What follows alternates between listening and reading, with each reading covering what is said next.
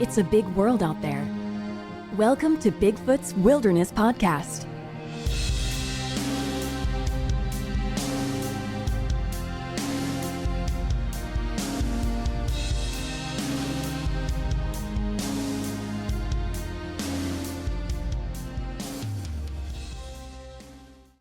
All right, welcome back to Bigfoot's Wilderness Podcast. I've got a great guest lined up for you tonight. He's a researcher for the BFRO, which, if some of you don't know, is the Bigfoot Field Researchers Organization. But before we get too far into that, let's talk for a minute about the origin of the word Sasquatch. I've been digging around trying to find the ultimate answer, and I think I've found it. The name Sasquatch was coined in the 1920s by a contributor to an article in Maclean's magazine. Curiously, it did go to print on April 1st, 1929. The name of the article was a long one, called A Collection of Strange Tales About British Columbia's Wild Men, as Told by Those Who Say They Have Seen Them. The interpretation of the word Sasquatch, what is believed to be, is a mispronunciation of an Indian word. J.W. Burns coined the term Sasquatch, which is an anglicized version of the Halkomelem pronunciation Saskets. Burns, who worked closely with the indigenous populations of Western Canada, had a keen interest in the subject of these hairy giants and devoted a great deal of time and research in the subject. Burns wasn't just a writer, but also a prominent government official. The following is a short excerpt from one of Burns' recordings. I am convinced that survivors of the Sasquatch do still inhabit the inaccessible interior of British Columbia. Only by sheer luck, however, is a white man likely to sight one of them because, like wild animals, they instinctively avoid all contact with civilization, and in that rocky country it is impossible to track them down. I still live in hope, however, of someday surprising a Sasquatch, and when that happens, I trust to have a camera handy.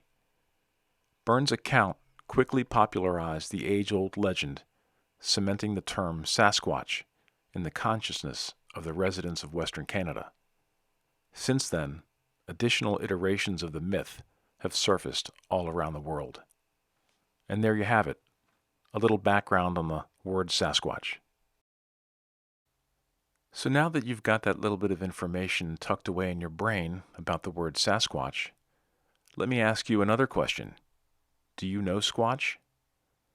My guest Rick is a BFRO investigator and researcher, and he also happens to own a company called I Know Squatch. They sell clothing and other accessories, and they're all about the Squatch. You should follow them on Facebook and Instagram. I'll post links, and I'll also post a link to their Etsy page. And now, here's Rick. But I want to thank you, Rick, for coming on. I appreciate it. And I had a couple of questions I wanted to ask you. And I before I guess I start asking the questions, I'm definitely an admirer of your Etsy page and of your Instagram and all the other social media you're on. I love the brand, and I have to say, I think there's a couple of people out there that kind of do the same thing you do, but I think you do it a little bit better. And I like your image and how you stick with your I guess you call it your mission statement. Good. I like that. Good. All right. Yeah. So the brand. Hans, I've known Hans for a number of years. I met him through BFRO expeditions, and we got talking while we were doing these things out in the woods and afterwards about I believe, and we thought we could do it really a better way. And once you've been at this a while, to answer one of your questions, I know really came out of knowing that these things exist, having enough experiences that we knew. And so we thought maybe we would do that. The image that we came up with is really one that gets reported a lot. I'm a BFRO investigator too. So I've investigated a lot of these things over the years, and the image of one of these peeking around a tree gets reported a lot. That's how we got to that. Hans is a creative director. He did the artwork, but he and I brainstormed the idea for the image and the brand, and then we've protected both. So we've trademarked both of them.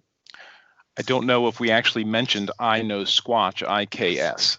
So we definitely want to make sure we mention that. That is, it's like I said, I've purchased pins, magnets, stickers.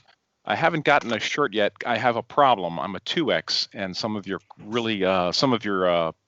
images, your designs on some shirts are 1X. So I'm trying to squeeze down to a 1X, but it's not happening very quickly with the coronavirus. We have got some bigger sizes this year, some 2Xs, and we put 3X on a few things. We evolved the brand. So no, thank you for, first of all, for supporting our brand, but we evolved the brand. So the original image of, we always call it the peeper, or the peeker, people call it, around the tree of a Sasquatch looking. That, again, that's driven out of witness reports. That's where that came from. But we now have the image of, we talked about it a bit, and developed it. We probably will protect it this year, but it's more of one that's running or starting to move. And it's different than a lot of the ones that are out there. We just see this, the silhouette gets used over and over and over. People just, pull it down and use it in some type of brand that's off the cuff. And we really thought through I Know Squatch a great deal before we went with that. And then we did protect it, and we protected the image of, the Sasquatch peeking around a tree. And now this is evolving to one that's moving. And so we have that this year also. And we think it's got more legs, and no pun intended, it is moving. And has legs now. But we think it has more life to it, but it's still featuring that same look. People like the look on the face of the Sasquatch when it looks out, and that's missing from an awful lot of anything that's out there that is a depiction, an illustration of Bigfoot. It's missing that, and we think we did a pretty good job with that, so we're pretty proud of it. Oh yeah, especially the heavy brow, the long hair, the conical head peeking around the tree. It's got a lot of detail. Well, it really does, and it's driven again. We try to escape, get away from cartoonish, but it's driven out of what it looks like, and we wanted something that has some life. And this has, long term, we think we can do more with it. We've talked about stories, cartoon type stories with it, illustrative type stories with it, because we do a number of shows every year. I go to them, Ohio Bigfoot Conference. This year, we'll be at Ohio Bigfoot Conference this year, and it's been moved to August. I think it's middle of August 15th that weekend. We'll be in Gatlinburg. That's the second annual. That's a huge show. That's the end of July. We'll be in Marion, North Carolina Festival.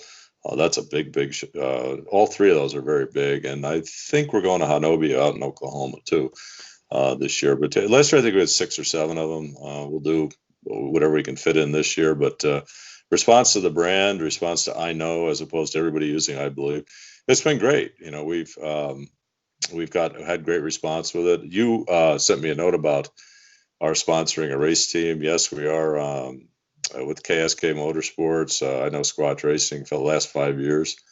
They added a truck in 2018, so we're on a car and a truck, and the truck is number 33, finished the Midwest Series third in points last year. So we've got a good driver, good team, and we're part of that too, supporting that in the Midwest. So it fits that. We get a lot of interest. We attract some of our interest. Well, we've set the brand and some of our merchandise all over the places around the world. I think yesterday Hans sent me a note. We sent some to Alaska, which is great. But we get a lot of gamers and things pick up on it. And so they like our brand and our look, and we know it's got more for the future. I told Hans on an Instagram post, I said, if I ever get out to Bluff Creek, I promise you I'll put a sticker right on the back of that Bluff Creek sign. That'd be wonderful. That's a pipe dream, but yeah. Yeah. No, that'd be great. We get people that do that. I think we had some on the Brooklyn Bridge last year. Oh. So we get things like that. So we get some good feed for Instagram and keeping it alive. So we just need to get out of this whole pandemic thing, get back to life, so we can extend it more. Oh yeah, and yeah, you guys do such a great job. But part of the reason for bringing you on here is because I understand you've had some sightings, encounters, and I would love to hear what you've witnessed. Yeah, sure. So a little bit about me. This is 2020. I'm coming up on about 10 years of being interested in this and doing field research. I'm part of the BFRO, been an investigator. I was an investigator in the state of Wisconsin, really handled reports for the upper half of the state for, I guess, about 3 years. Lived in Tennessee and did the same in central Tennessee for about a year. Now I'm in western North Carolina, moved again, but and I'm doing that here. So I've been on BFRO expeditions. I think first one was 2012, and then private expeditions and things, probably done close to 3 dozen over the years. Had a research area in central Wisconsin that I went into researching these things that I did on my own for a number of years. So I've got time invested in this, and why? So to your question, in 2010, I was traveling with a business colleague across the northern part of Wisconsin. We saw something cross the road that we couldn't identify, and I really didn't know what I was looking at. Never thought it was a Sasquatch, but as I got more into it later, I was sure that's what it was. Just didn't know what I saw. So, and just getting, going forward in summary, in 2016, I was on an expedition with the BFRO in Colorado. Can't tell you where because we sign NDAs and things, but I saw one there. Had another Class A sighting, and this one was about 90 feet away. I was with 4 other people, and 2 of us saw it. It was a juvenile, I believe, about 6.5 foot tall. And we saw it, stepped into the middle of the path that we had been on, and we had turned back, and there it was. And we caught it, kind of shifting side to side, sort of like a second baseman or a shortstop, which hunters often report that type of movement when one of these things gets seen. And then it took about 3 steps into the woods. It was it was black. That one was black. First one that I saw was like an auburn orange, reddish brown color. This one was black, but I could clearly see all the features very, very well because it was looking straight at me. And then the third time I've seen one of these was another expedition, western part of Virginia, the state of Virginia, in 2018, spring of 2018. And 5 of us were in an area where these were. 3 of us saw one come down a ravine. We were on a trail on the side of a hill that was paralleling a lake shore and forested. And we saw one of these things come down the ravine, stop on the left, gets a tree on the left, and then run across the ravine above us. And that one was huge. We put other people that were with up there the next day trying to estimate the size, and it was at least 8.5, maybe 9 foot tall. It was black and massive. It's clearly an alpha. And so I've had 3 Class A sightings where I clearly could tell what these were. It was not a bear. They could identify the movement, physicality of it, knew what it was. And, through research over the years, I've had all kinds, numerous other types of encounters with these things. But yes, I do know what these things look like. I have seen them, and I know Squatch is for real. Yeah, the belief versus I know. I really seems like just recently I started to hear this a lot, but then of course, the I Know Squatch brand, fits into that perfectly. And you guys have been doing this for a while, so who knows? Maybe it originated from you guys. Yeah, I hope so. What we try to do with the brand, set it apart from others, is we want something that's unique, not mass produced. I said, a lot of people try to profit off of this. The interest, a lot of interest for this has been driven with the show. Finding Bigfoot did that. And there is a community online.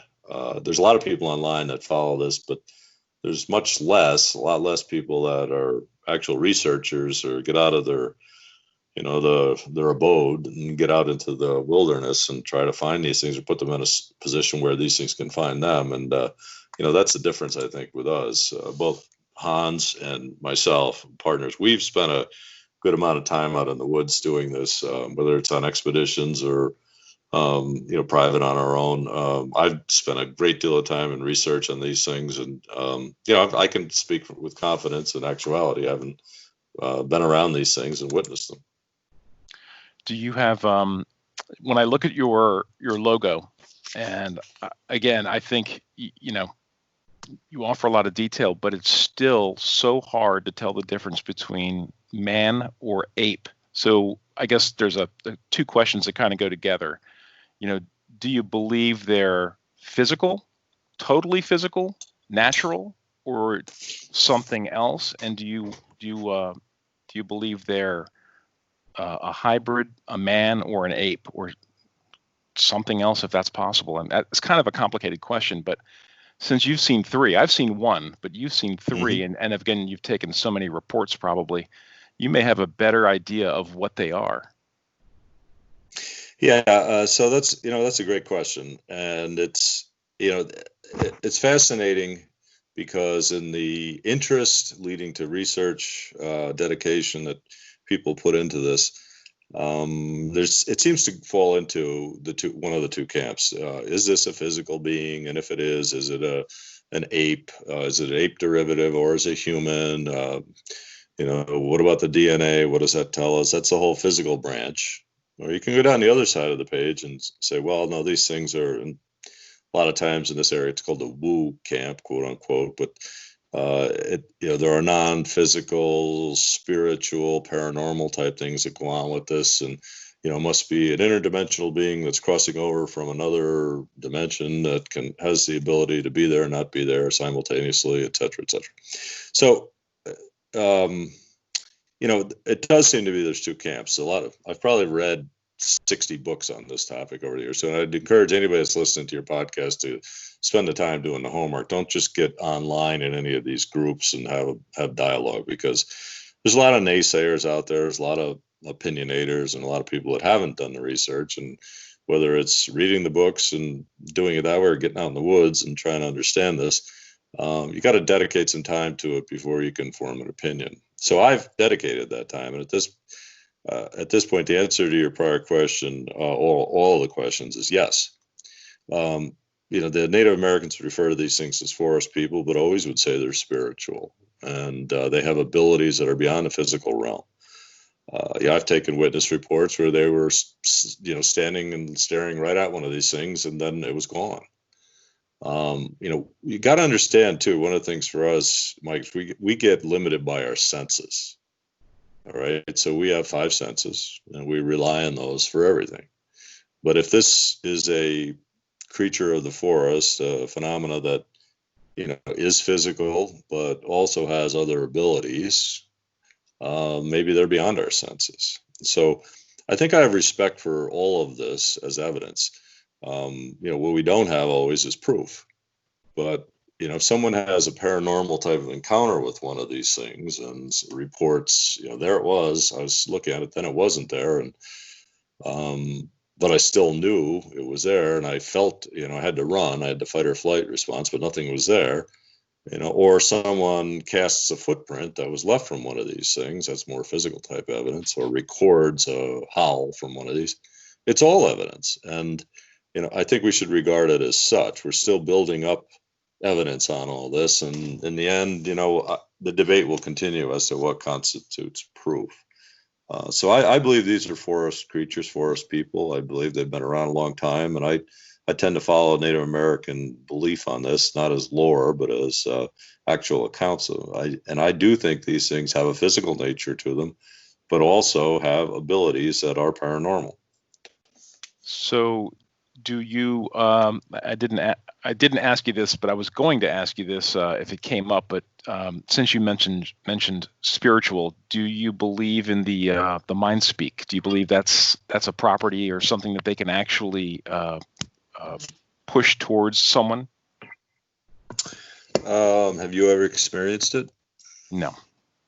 Just my inner self saying it's time for you to go. But I don't think it was it telling me that. I've had some experiences along those lines that I reflect on. That if you want to use the term mind speak, fine. I've had words echoing in my mind from these things when I was around them that I haven't got another explanation for it. I've had images that have shown up in my mind when I've been around these things that later on, even months later, I would see the image. I would see what was communicated to me. So there is some type of, call it telepathy, call it transference. There is some type of ability they have where they can pass that on to you. I've been with people who have been around these things, and we talk and we say, well, how many do we think are around us now? 3. Well, how do we know that? We don't see. Well, there's 3. Okay, well, what are they? Well, we think there's a female and 2 children. Okay, well, and all people will pitch into, how do we know that?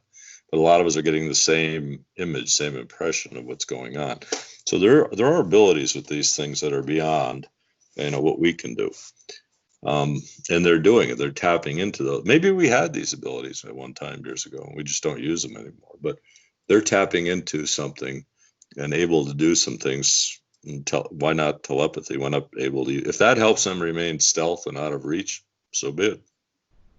I sometimes think, and again, just my thought, that sometimes fear drives a person to believe that they were there and now they're not, or they look away, or they're too scared, or they're afraid to pursue, and of course, I think anybody would be afraid to pursue something 8, 9, 10 feet tall. And I wonder if it's not spiritual, if it's just simply that smart to say, I duck behind a tree and I climb 40 feet up. Again, we don't know, but you've had more experience, far more experience than I have, and probably than most people. So, when I hear that you've gone on expeditions and you've been studying this for, a decade, you've been in the field. It's nice to hear that there are possibilities between the fact that they are natural, but could be spiritual, and probably would have to have a family structure, right? I mean, these things don't exist in the spiritual world for hundreds or thousands of years and just pop up. I would imagine that, like you said, since they're natural, they've got to have a family, right? Correct. I believe they have a social order. I believe they're in family units. I've been around these things when, and when I say around them, so for your listeners, I mean, maybe in a research area where I could sense they were around, and maybe they're communicating via a knock or a tree, tap on a tree, or a breaking of sticks, or thud by pounding on the ground, or whistles or whoops. There's various ways they'll communicate with you or with each other. But sometimes you'll hear a knock and a response knock where they're communicating with each other. So if that happens and you're in between it, it's fair to assume there's a couple of them, right? Sometimes you'll hear whistles. One will whistle, another whistle back, one will whoop, another whoop, a further whoop further away. I've heard these things outside and around my tent at night when I've been at these things, 3, 4, 5 in the morning. They're very active then. And you hear more than one, and you hear footsteps on both sides of the tent, or you hear footsteps, coming from one direction, then you hear them behind you.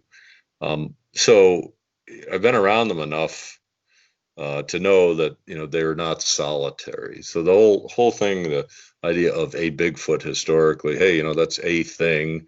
It's out in Northern California somewhere, or Oregon or Washington, and it's a monster. That we could throw that by the wayside. There's a lot of these things, and they can be stealth and more effective whether they're hunting and gathering, or taking care of themselves, or remaining on the fringe of our perception by being in a group and play off each other. They're omnivores.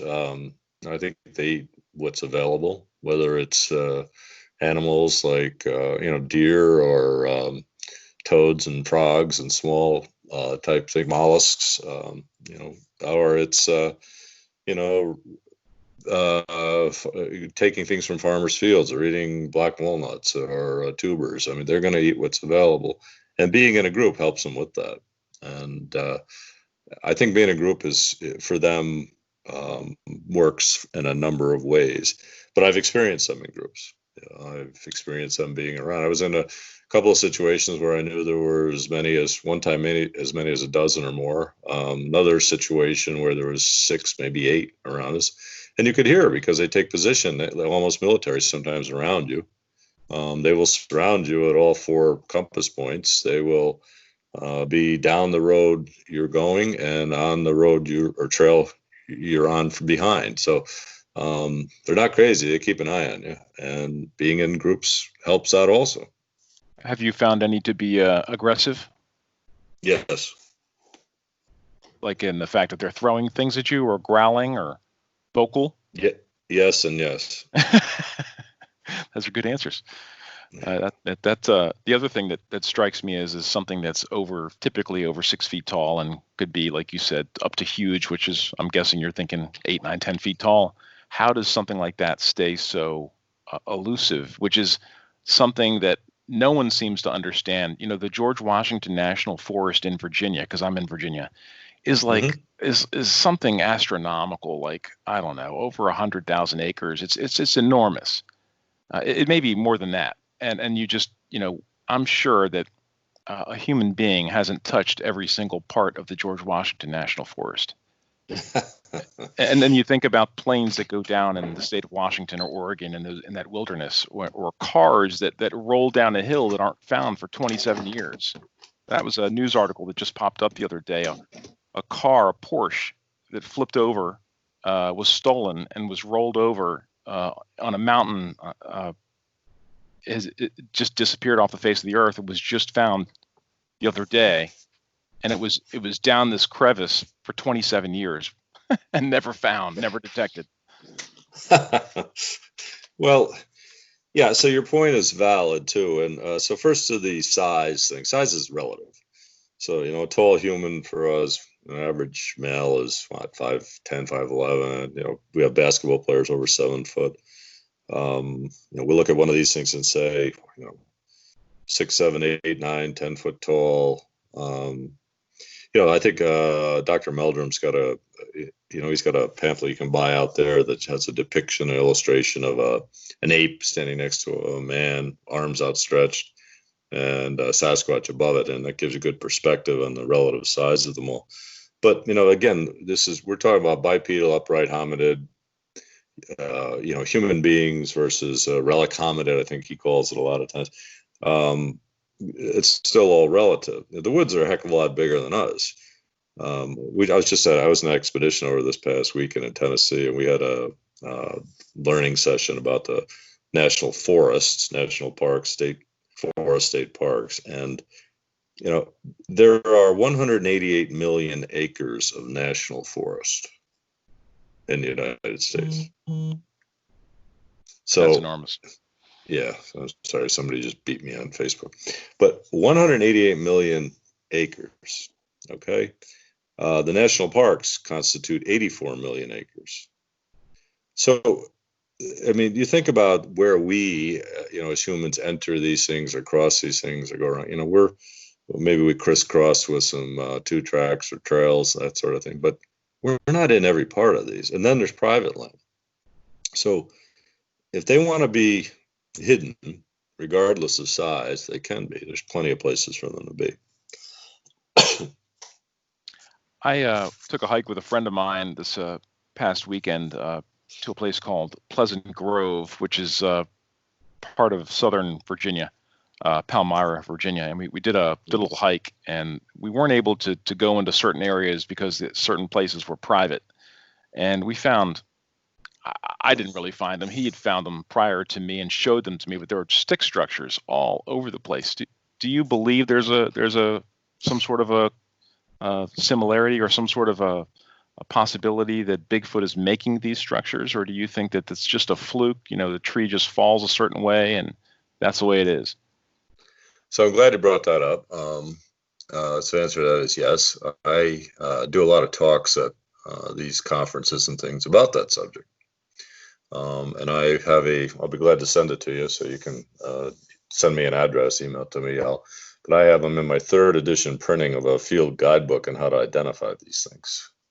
So that's great. I sell them at a lot of for like $5 at shows and things. But I talk about it. I've got, I must have 1,200 images of these things categorically saved into files on my computer. I probably have more of this than anybody. And I got fascinated in it years and years ago, mostly because one of the research areas I went into actually I'll tell you where, it was in the northern Kettle Moraine forest. in south central Wisconsin. But I saw them in some of the areas where I found, Bigfoot's frequenting, and I watched them because I would go back to the same area week after week, and I was gifting them with apples and things, but they would go from one or two stick structures in an area to, over the course of spring, summer, fall season, maybe dozens. And sometimes they'd take them down the following year. So where I didn't see, a Bigfoot build one of these, I've had this discussion with Cliff Barrickman a number of times, but he says, he said, Rick, nobody's seen somebody build one of these. And I say, yeah, but I've seen pictures of you and what you claim was a Bigfoot nest in Oregon, and you didn't see Bigfoot build that either. But they build these things in the woods, but they fall. What's fascinating to me about it is they fall into categories, and I think I'm down to 7 categories, I think, right now for these. But there's X's, there's asterisks. There's an arch that they'll build that looks sort of like a St. Louis arch. But I've really taken this topic apart, and I do believe that they build these. I can't tell you the reason why entirely, but I don't care if it's in Florida in the Everglades or if it's all the way up in British Columbia on opposite to that. They do the same things. They make the same type of geometric patterns and structures, and when they do an X, so the members of the X have equivalency in scale, in size, and structure. So there's something going on here where they're engineering these things and it has meaning to them, but they're not random. They will do the same pattern, same types of things, where they locate, and they'll put the same type of ones next to a trail. Now, what the big mistake we make, we see an X or an asterisk. They have this one that's kind of like an upside down check mark. Where they twist off the top part. But we'll look at them and we'll put our meaning on them. Well, the X must mean nobody go past here. Okay. Well, that's us superimposing our own thought on it. Maybe it means something different to them. I've found a lot of similarity between these structure shapes and some Native American symbols. And so I talk about that when I do a lecture on this, but to me, there is something going on there. And there's history between Bigfoot, Sasquatch, and Native Americans, in North America, and I think there is some similarity going on between the two. And the same meanings, I don't know, but some of the meanings to me are more fascinating. An X does not always mean no, don't go past here. A lot of times it means a male presence or someone that lives there, an address type of thing. So. There's more to it than that. So yes, I do believe in them. There's a lot of similarities to them. I'd be glad to send you a couple of my guidebooks, so you can take that with you next time you're going out in the woods. And that'd be great. Thank you. And look at it. And I think it's an area of research that in the Sasquatch realm that's underserved. Yeah, I found some arches myself, and some are just bends, but others are buckled under, or excuse me, they're bent and then fastened under a tree. Right. That just blows my mind, because I've tried to, I'm pretty strong, but I can't lift a tree up. I go right. over to where they're fastened down, and I mean, I can't even unlock them or pull them right. up. And there's nothing natural. There's no way a tree fell over and snagged these 3 trees on the way down. Right. So yeah, I'll give you a couple of things to look at relative to that one. One is look at both sides of the arch, and when it's been manipulated and put in place, typically by a Sasquatch, there's that equivalency. The arch isn't heavy on one side and skinny on the other. There's equivalency side to side, symmetry. So look for that. Second, look for all the small twigs that are coming off, branches coming off in the middle of the tree structure to be pulled off. Okay. Because they will do that. A lot of times they'll pull the bark off it. And then when they bend over one of these trees or saplings, they will strip everything off the end, and they'll stuff it a lot of times in the ground. I've found these things stuffed down 6 inches into the ground, or they'll pull a log over it or secure it with a rock kind of thing. I found that too. But, to tell you why they do that, I don't always know. I'll give you one theory. I think some of it is to mark pathways for game trails, or pathways for the smaller Sasquatch to follow to get back to home kind of thing. So there is a meaning. It's not a random thing they're doing it for. But they're doing it like croquet wickets out there often. One, if you look through one, then you look 100 yards, you'll see another one. So there is some meaning and some reason for these things. Yeah, I find it absolutely fascinating, and of course, I see more structures than I find prints. Although I found prints as well, but I've had that one lucky situation again in Virginia where I had a sighting, and the tree structures are just so random from park to park to park, or wherever it might be that I frequent. I know you said you live in Western North Carolina. My family, on occasion, will go to Boone, and I've gone to Linville Falls and some areas around there. And although I haven't seen as much, the one place that would really be, I don't know if you've been or not, but is Grandfather Mountain. Have you heard of that? I've heard of it. I've not been there. And that Linville Gorge area, I've been talking with a couple of people. I met them at a show earlier this year, and I've got correspondence with them through reports that they put in with the BFRO that have been cataloging different areas in that wilderness for almost 30 years and been cataloging sightings. So there are sightings, there are groups of them in that area. I have an encounter story that someone shared with me. I don't believe it was the primary witness, but anyway, he had a couple of kids that were playing with sticks, or so they thought they were sticks, but they'd found some bones underneath a tree, and the kids were playing with the bones, thought they were sticks, and they were of a large animal, right? Which led to a lot more, but that's another story. But before I let you go, because I really appreciate you taking the time to speak with me, do you have a particular encounter that you can share, or do you have a particular Bigfoot story or a film that comes to mind when you think of the subject? Yeah, I do, and I continue to investigate these things. I continue to try to, like, as I just came back from 4 nights, 5 days out in the wilderness, had some activity in a couple of places. It's kind of like the gift that keeps on giving. If you keep an open mind with this and you don't get shut down into one or the other camps, and you're serious about this, looking into it, I'd encourage any of your listeners to, look at this as something that we don't know everything about, and you should. There's probably, there's bad films and there's crazy stuff on this online, crazy chat groups and things, that you can look on YouTube that you say, well, that's just fictitious and nonsense. But if you dismiss all that and you kind of cut through and build your own, do a lot of reading, get some research, if you're serious about it, get out and do it, you'll start to over time realize that, this is one of those things that if you accept it, that's true. I know, Squatch really does. These things do exist, and you should, take it for what it's worth. You and I had some discussion online about some other things, the Albert Ostman, the Bauman story, Ape Canyon, William Rowe.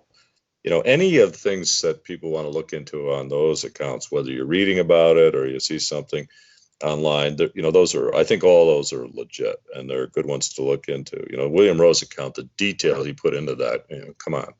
When you really read about the detail of that female, you would have to go to great lengths to make that up. And what's interesting, that was actually before Albert Ostman. Am I right? I think Rowe was in the 50s. Ostman, I think, was earlier than that. But right, Rowe came out about his story before Albert Ostman talked about his story. Yeah, I think that's correct. Yeah, but Ostman, his story. How do you come up with something like that? And the detail on that and how he got away. What has Teddy Roosevelt's group got to gain by that Bauman story? I don't. Ape Canyon was intrusive. You asked me a question before about. Have I ever seen them be aggressive? Yeah, but anytime I've seen them be aggressive, and I've had sticks thrown at me and stones thrown at me and trees pushed over behind me. And last Saturday night, I had one of these rush at me in the woods. It scares you. But in each case, I was in their space. Or in each case where you read that this type of thing happens, the humans are in their space, have kind of pushed into their area. And if you go into there, somebody, showed up, one of these things showed up in your living room, you do what you could to get it out of there, right? So, put the shoe on the other foot. I'm sympathetic with these things. So, as you do your research and you look at it that way, you're going in, humans are intrusive and we're moving into their world, whether it's in the, all the forests that they're in out there now. We've pushed out and we run into them. So they kind of live on the fringe of where we are. And if we get in their way, they're going to push us out. I think they're benevolent for the most part. There's probably good ones or bad ones, but they, try to stay and be themselves. And then we show up and then maybe they get a little more aggressive, try to get us away from an area, and they'll do whatever they have to do that. So yes, I've experienced some of that, one way or another, but I always look at myself like, I'm in their place and maybe I shouldn't, what could I have done differently and all that. But I'd encourage anybody to look into that. If you have, any of the detail about the, about Patty and the Patterson-Gimlin film, there's a book was written, 50 years on that. I think it's 50 years living with that. I read, that's a great book, great account, and has great detail on that. So, anything you can watch or see on that. Dr. Meldrum's done some things on Patty and taking apart the anatomy that I think that's great scientific approach to it. So, I'd encourage people to, read, look into this thing, try to learn, and then build up your own database of what you think, how you fit the pieces of the puzzle together. But there's no end picture in the puzzle yet. Okay. This is still ongoing research. And, I want to address one other thing you said to me, which is, why don't we have a body yet? I'm not ready to say we don't have it. And who's we? If it's a government, I'm not ready to say the government doesn't have a body. I think the government knows damn well what these things are. So, anybody that, there's one organization out there that's dedicated to going out and shooting and killing one of these things, a body, and then presenting, and that'll put this to rest. It'd put nothing to rest.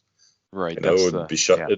It's going to be, be shut down and dismissed, in the media tomorrow. So, we just have to accept this is, out there. This is a real thing. I'm here to tell any of your listeners, because I know it is. This is a real thing, but I'm resisting having to categorize it, prove it.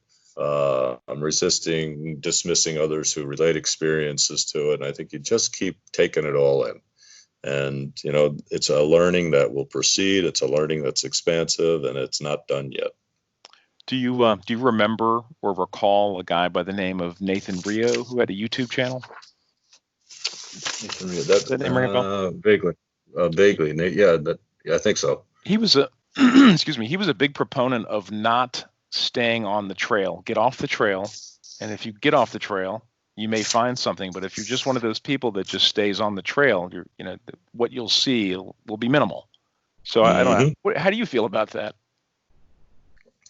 Well, I find with these things, they're going to use the trails at night. If you find a footprint on a trail, it's never in the middle. So it's going to be on the sides, because they'll walk the sides of it, and they walk in a straight line. They, like a runway model, put one foot in front of the other. So I found tracks that way, that I've cast. But if you can get off of the trail in an area where you've heard them, or you see stick structures, get off the trail and go get in and around them. Don't take them down. Gift there, maybe leave some apples there, or sit there, wait, listen. Typically, there's an area full of those. They're watching it. If you hear a whistle in the woods or a knock, don't be afraid to stop, step off the trail, see how they respond. But, the show was fun to watch, where they would go out in the woods and they'd call blast howls and whale sounds, and they're knocking like it's an Olympic sport. None of that stuff works. All that does is irritate these things. And you're best to put yourself in a vulnerable position. Get off the trail is fine. Let them come to you. Makes sense. It does. Yeah, they're so fascinating. I don't typically go out, and I'm not really a researcher. I take what they share with me, and I share with you guys. But I started doing this podcast, and I've got this friend, and he's kind of, just kind of opened the door with me a little bit and said, come on, go out and, let's go out on a Saturday in the morning and hike around, and I'll be damned if we're just not finding stuff left and right. It's amazing. Well, and if you do, so I'll give you just from experience. So if you get to an area, you and your friend, where you have found some of these, you park at the trailhead, get a jam block or a small wooden bat and hit a tree and knock twice. You're announcing, hey, there's two of us and we're here. And then go into the area where you think they are and do it again, or maybe do a light whistle or a friendly whoop. Listen, bring a recorder with you. If you're around the stick structures, admire them. Take some pictures if you want. Try to be around them. Talk to the woods. Outstretch your arms. Robert Morgan, read some of his books about what to do when you're around these. And his whole approach was, open your arms, turn in a circle, let them know you're there, and see if they'll come to you. Now, first, you may not get anything right away. First few times you go back, it's a repeat thing. But over time, they'll get comfortable with you if they're there, and they may start revealing themselves more to you. You may get into a position where you can leave some things, and they'll take it, and they'll leave something back. Or when you're there, you'll hear them whistle, or you may be able to whistle or whoop, and they'll do it right back. You can establish a dialogue with these things if they trust you. And so I would encourage, if you're going to do that with your buddy, you get out, try to get to that point with them. Don't be running around with the 6 GoPros attached to yourself trying to prove these things are real. You kill yourself. And don't be out there. And don't be out there, tearing down their stick structures or trying to prove and catch a picture, glimpse of them, whatever. I've been fortunate to have seen these things a few times now. I've been around them many, many, many times. And I will tell you that, universally, I put myself in a vulnerable position. I always talk to the woods and invite them to come in. I talk to them with respect and let them come to me. Sometimes it's like fishing. Sometimes nothing happens, but when they do come and they're around, you can tell it because your spidey sense goes up, and then they're around. You can have a dialogue for hours, and they're incredible observers and watchers. And if they're fascinated with you, you got to act natural when you're out there. They're very wary of hunters. Don't act like a hunter. Act like a hiker, someone that's interested. Tell them you're interested. That's why you're there. Let them come to you. That's great advice. Hey, can you do me a favor and share the locations of where you're going to be at these Bigfoot conferences? If you could just send it in an email, and I'll make sure I post it on the show notes, because you mentioned July and August, and I know those are coming up, and I feel for a lot of these people who just want to get out of the house and go somewhere. Right. No, I'll do that. I'll send you, 3 or 4 locations I'm going to be at this year. I'll send you, and I'll be there with merchandise. I Know Squatch, and we'll be there. I'll be participating in these in different ways. I think the North Carolina one, they had one earlier this year, and I spoke at that. I may this September again, and then we'll be vending, and we'll have different things there. So if you have, listeners that come see us, I'd love to, be able to talk to them. And one of the nice things about it is people will come and relate, what they saw, and sometimes want, what do you think? Just pose it to you. What do you think I saw? And sometimes it's nothing, and other times you say, well, it's possible. You may have had an encounter. But you'll know. It opens your eyes when you do have an encounter and understand these things are there. You said you're in Virginia. I'll tell you where the last encounter where I saw one of these things definitively was in Hungry Mother State I've Park. heard of it. Area. Yes, that's way southwest Virginia, right? Yep. Down towards Tennessee. Yep. So if you take a look at that area, I was, in 2018, I, was there, and 3 of us saw the same creature, the same being. So at one of those. So, they're in that area, but, they're in all kinds of areas. So it's not like we have to go on out, and they're only in limited geography. These things there's a lot of these things out there.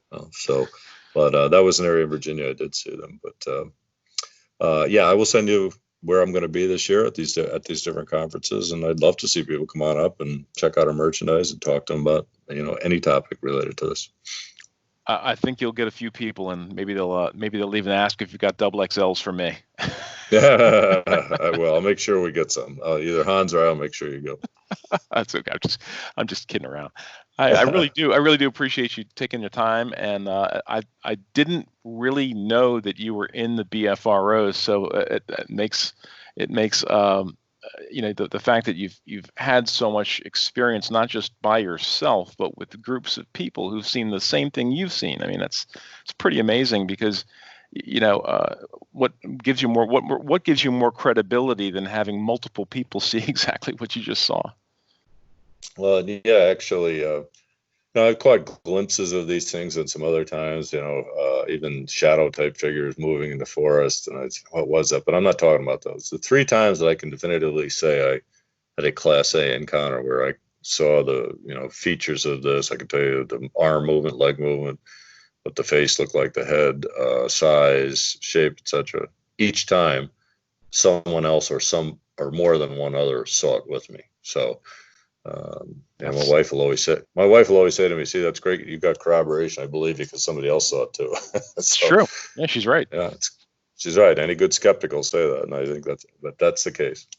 You married a wise woman. Yeah. Well, Rick, thank you again, and we will talk later. And have a great night. I appreciate everything. All right, Mike, I enjoyed talking with you. I hope your listeners enjoyed listening. And let's do it. Thanks for supporting I Know Squatch and keeping our brand out there. And let's commit to doing this another time. I like to get these out and talk with people about the subject matter. I think I'm trying to spread the word on this thing in terms of respect for these things. If I feel I've been around them long enough, I feel I can do that for them. That's one of my goals. So I'd love to do it again. Yeah, we'll do it again closer to when you're out on the conferences, maybe. Sounds great. Sounds good. Hold on just 1 second. Yep. Well, that about does it for tonight. I hope you enjoyed it.